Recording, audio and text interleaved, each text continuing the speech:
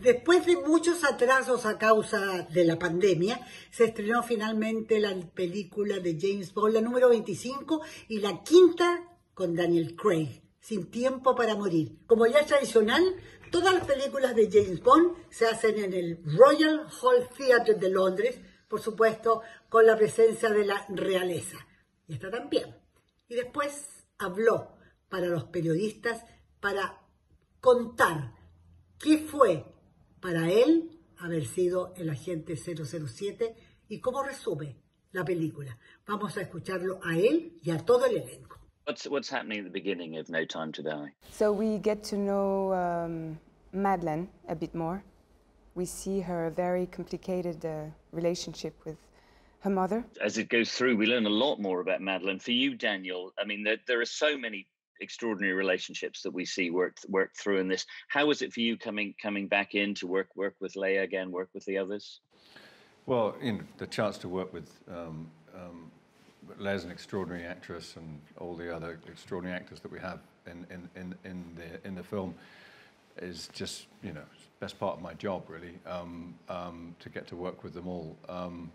But we had a story to tell, and we had a I've been incredibly fortunate to have been given that chance to explore this character in this way.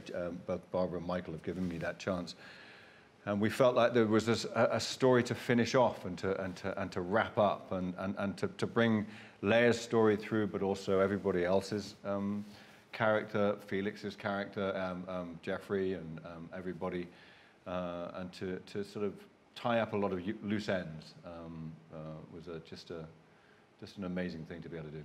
Is that tricky for both of you as actors to find the emotion, when the guns are firing and people are blowing you up all the time? It's really easy to find emotion when people are shooting at you, actually. The thing is that it's on the film like James Bond, the technique is very heavy. So it's true that you have to find a way to not be completely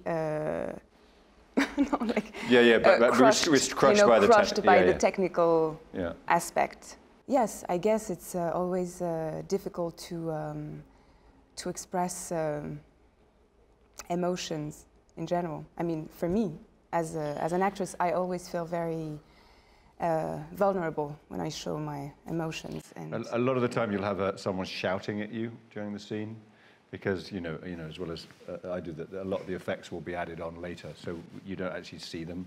So someone will shout gunfire or explosion, so you kind of have to act and react to that, and pretend that you're seeing things. And it can be very, very technical, but the story was very solid, and the relationship between Bond and Madeleine is very strong and really interesting. And there's kind of like this heart through the whole movie that kind of is where it's where he's connected to.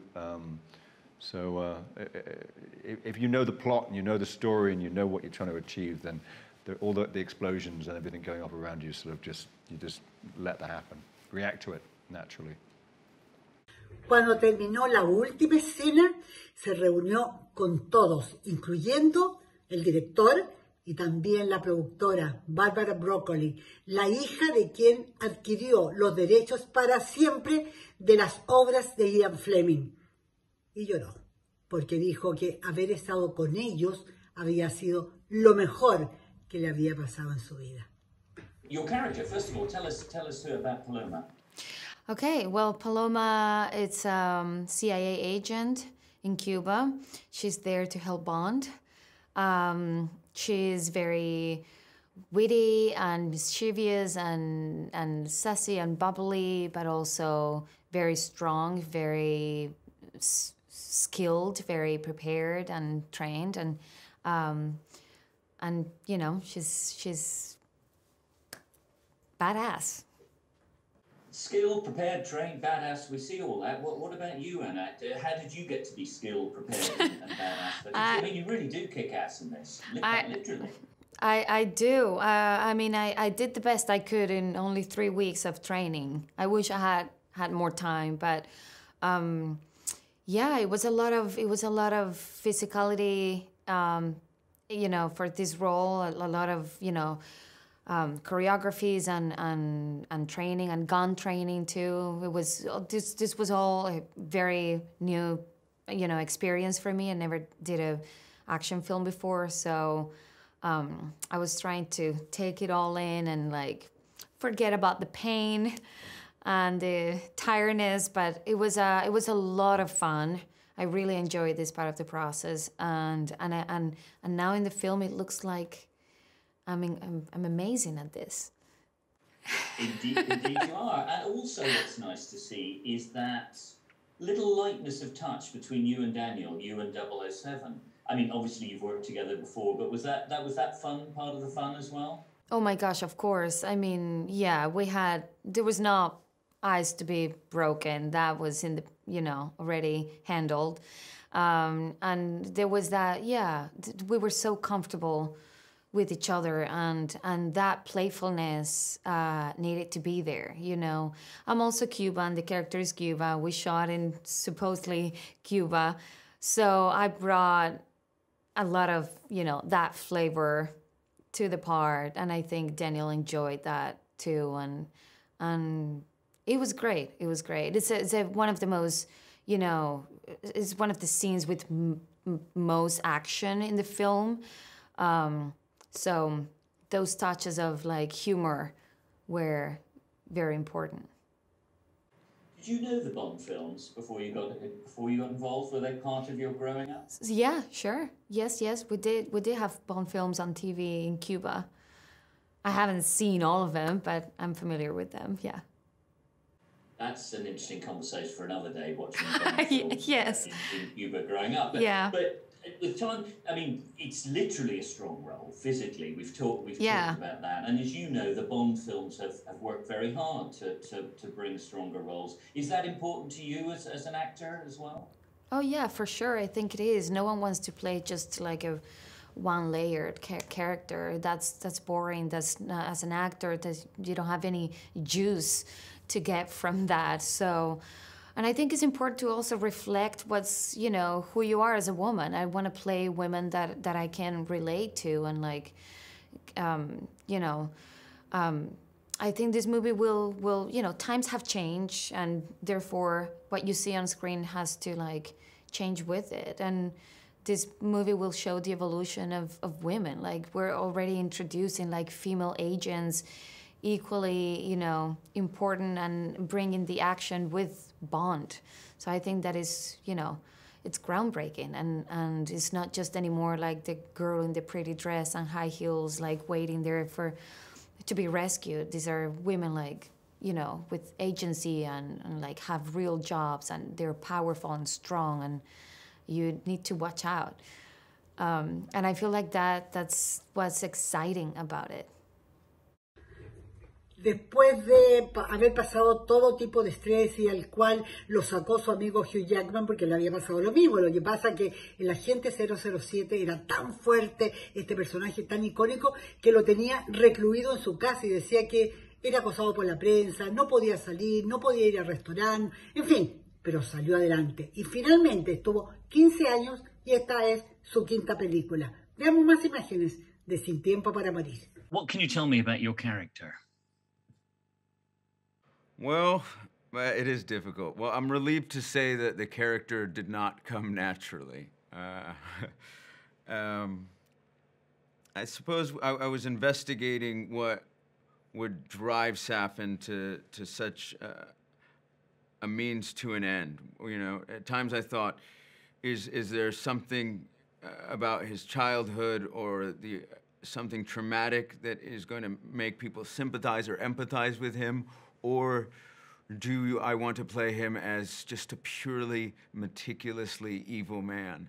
And you know, I think it remains for an audience to judge how they'll discover him. But I would like to think he's quite nuanced, and you know, he believes he's doing the right thing, which adds a difficult element for Bond to compete with, because when you have an adversary like that, it's really difficult to convince them otherwise. And adversary is a great word for this villain. There is a real challenge between them. I mean, we see that in a scene the audience will see later on in the movie. But like so many Bond adversaries, he becomes a bit over-obsessed, you'd say, with Bond. How does he view James Bond? Well, I don't think I'm giving too much away when at one point there's a line he says, "I could be speaking to my own reflection." Which I think is a moment that actually always makes me laugh, because when you put them side by side, they don't seem to have much aesthetically in common. But it is true. I mean, I think, again, I'll revert back to the dialogue when he says we both want to eradicate people to make the world a better place. And that's something that Daniel and I and Carrie would discuss often at work, was if these guys were sitting down having a glass of wine, having a conversation about philosophy and ethics, what would the arguments be without, and maybe throw in a quip here and there, but what we really wanted in the film was to have a serious conversation about certain perspectives on the world. And I think the idea of being a savior, so to speak. That's a really creepy idea, the idea of you guys sitting down having a glass of wine, particularly given Safan's interest in liquids and all the rest of it. But it's an interesting idea that there is this adversarial relationship, and we've seen that, but never so acutely in this film. So you've done a fantastic job on that. So what are your first memories of watching a Bond film? Have you seen relationships play out before on screen with Bond? One thing that always makes me laugh is in Dr. No. I believe he refers to Sean Connery's Bond as "you're just a stupid policeman," he calls him.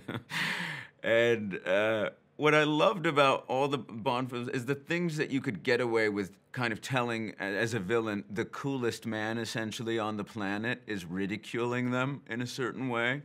And so there may have been some outtakes where I said some things to Daniel's Bond that never made the film that perhaps were a bit too cutting. But I would always love to wonder what happened on all those sets if it ever went too far. If Sean or Roger or Timothy or Pierce ever got a little too upset with the villain that they were going against. ¿Qué te pareció a ti esta última actuación de Daniel Craig como James Bond? Nos encantaría saber. Escríbenos, danos tu opinión. Y además, ¿quién crees tú que será el próximo James Bond? Te espero. Hasta la próxima.